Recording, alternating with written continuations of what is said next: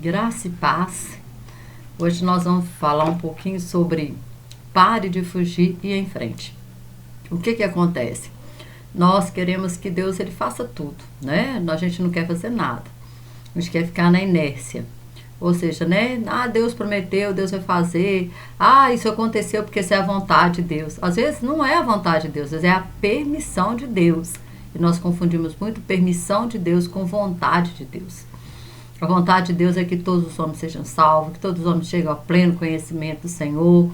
E o que acontece? Eu quero ler um texto que vai estar falando um pouquinho sobre que nós temos que tomar atitude. Tem atitude que Deus ele não vai tomar por nós. E nós gostamos de ficar nessa inércia de não ter que tomar atitude. De falar assim, Deus está no controle, Deus vai fazer, Deus já fez, gente. Deus já fez, Deus já deu o Filho dele para morrer na cruz do Calvário por nós. Deus já deixou uma palavra, nos dando os princípios, nos orientando, nos deu o Espírito Santo para nos direcionar em todas as coisas.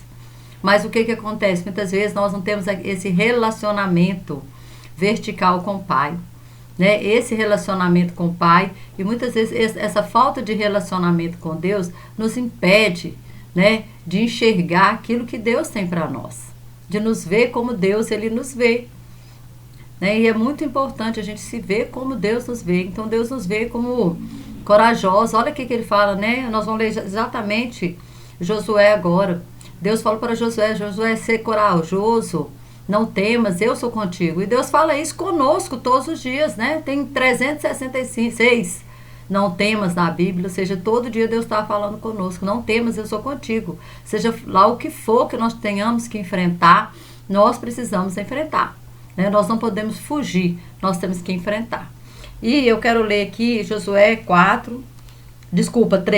3, tá? 3, versículo 13. Fala assim, porque há de acontecer que assim que a planta dos pés dos sacerdotes que leva a arca do Senhor, o Senhor de toda a terra, repouse nas águas do Jordão, se separarão as águas do Jordão e as águas que de cima descem pararão num montão. O que acontece aqui? Não dá para ler o texto todo, né? O que acontece aqui? A nação de Israel, ela já tinha vivido 40 anos no deserto. Por quê? Porque o povo, né, eles não creram e aquela geração, então, toda ela morreu no deserto, ficando apenas Josué e Caleb, do povo que saiu, né, acima de 20 anos para cima, tá, irmão? Então, a nova geração ali, que era criança ainda, adolescente, eles foram, né, viveram esses 40 anos no deserto e agora eram adultos e eram pessoas agora que já tinham experimentado muito da provisão de Deus. Às vezes nós experimentamos da provisão de Deus todo dia, né? Porque eles estavam aqui no deserto. E lá no deserto não tinha como eles comprar nada, não tinha como eles trabalharem. Então, eles viviam de uma provisão. Todo dia Deus provia o maná, todo dia, né, tinha falta de água, Deus fazia água sair da rocha, Deus levava eles a mananciais de água, a roupa deles crescia. Mas agora era a hora de eles darem um passo muito importante, que era entrar na terra prometida. E quando eles entram na terra para viver a vida abundante de Deus.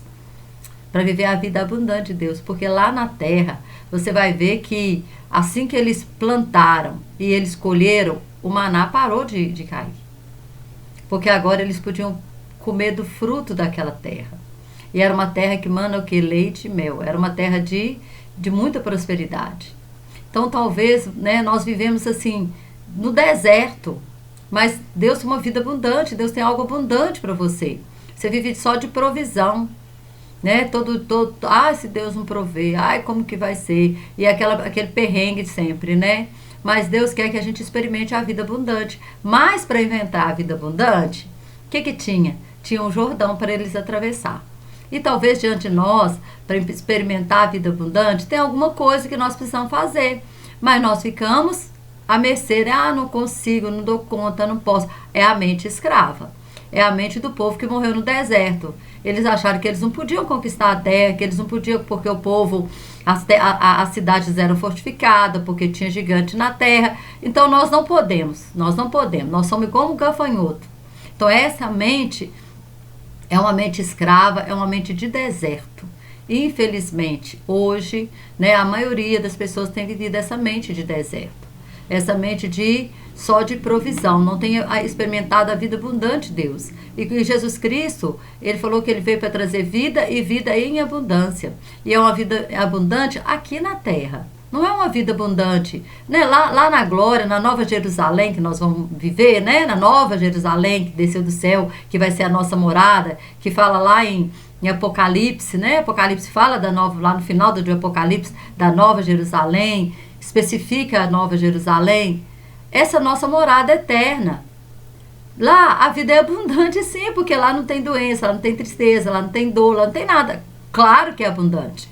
Mas Jesus Cristo, ele também está dizendo de uma vida abundante aqui na terra, que nós muitas vezes não experimentamos essa vida abundante aqui na terra por causa da nossa mente. Uma mente escrava, uma mente preguiçosa, uma mente que acha que Deus vai fazer tudo, que não precisa fazer nada.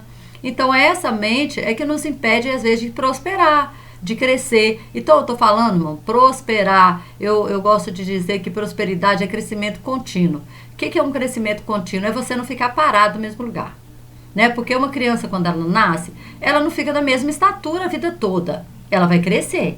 Né? Ela vai crescendo até se tornar adulta.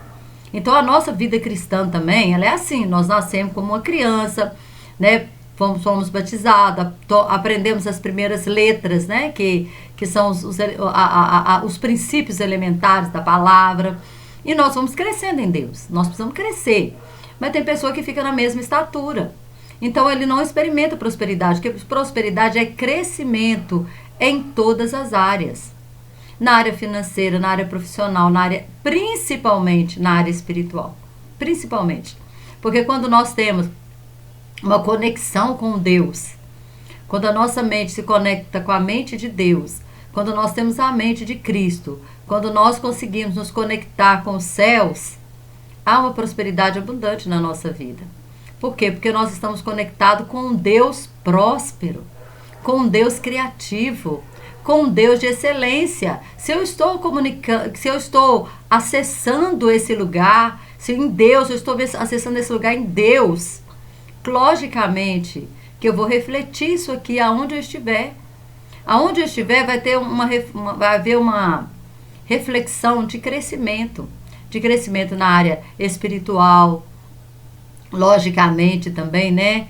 Na área financeira, na área dos relacionamentos. Eu vou aprender a me relacionar melhor com o meu próspero. Eu vou aprender a ouvir a voz de Deus, a direção de Deus. Né? Às vezes Deus fala conosco, não faça isso, nós fazemos, porque muitas vezes nós confundimos a voz de Deus com a nossa voz, mas quando nós estamos conectados lá, a gente entende todas as coisas.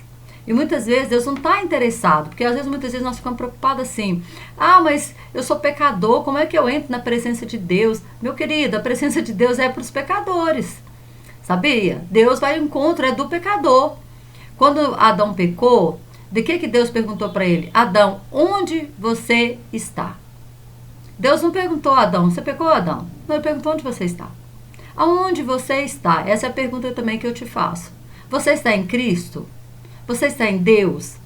Você está buscando a vontade de Deus para a sua vida? Onde você está? Depois ele faz essa mesma pergunta para Caim. Onde você está? Então, quando o homem responde, eu estava com medo, eu fugi, eu me escondi do Senhor. Aí que ele pergunta, você comeu da árvore do jardim? Né? Aí que Deus pergunta para quê? Para que o homem confesse o seu pecado, para que conserte o relacionamento dele com o homem. Então, às vezes, Deus não está preocupado com o seu pecado, porque o lugar de pecador é aos pés de Jesus mesmo. Né? Mas a pessoa peca, a primeira coisa que ela faz é distanciar de Deus. Não, mas Jesus falou assim, eu vim buscar e salvar o que se havia perdido. Então, se nós entendemos, olha, eu pequei, eu errei, e correr para Deus toda vez que pecar, que errar, se nós nos corrermos para Deus todas as vezes, Deus ele vai poder trabalhar em nós, forjar em nós um caráter dele, um caráter novo, um caráter, né, de glória, um caráter segundo, né, a vontade do Senhor. Quando Deus chama Davi de homem segundo o coração dele, não foi porque Davi não errou. Quantas vezes Davi errou? Davi errou tanto, mas tanto. Mas Davi nunca correu para outras coisas. Ele corria para o Senhor e dizia: Senhor, eu pequei. Né? Quando Natan chega lá e fala com ele do adultério dele com Betseba, ele vira e fala assim: eu pequei. Ele fala para Deus: eu pequei, eu errei. Então ele não arrumou desculpa, ele não transferiu o pecado para Betseba, ele não fez nada disso. Ele simplesmente reconheceu o seu pecado. Então, lugar de pecador é o pé de Jesus. Por isso que aqui um dos motivos de Davi ser homem segundo o coração de Deus, porque ele não corria para nada, para nenhuma outra situação, mas ele corria para os pés do Senhor. Então, quando nós entendemos: eu pequei, eu menti, seja lá qual for o seu pecado, se você entender, eu vou correr para Deus, porque eu vou confessar o meu pecado.